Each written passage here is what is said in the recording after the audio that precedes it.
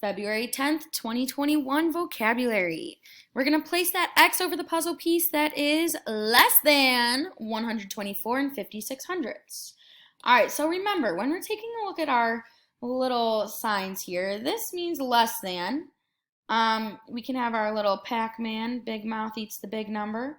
So here we have, it kind of looks like an egghead.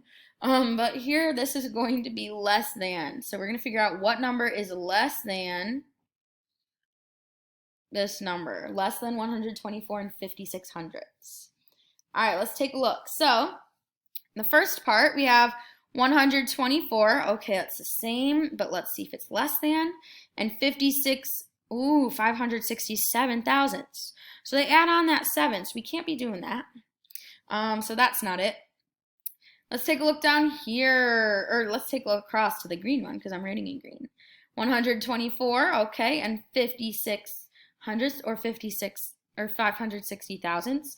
This 0 does not change its value because it's after that decimal, so that stays the same. So that's not less than, that's equal to. So that's equal to. I should say this one is greater than because it's bigger. This one's equal to. Let's take a look down here at this bottom right one.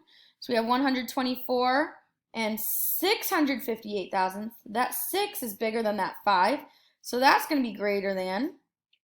And then we're going to take a look. Well, 124 and 55. Yes, that 5 is less than that 6. So that is going to be less than. So we are going to place that X over the purple.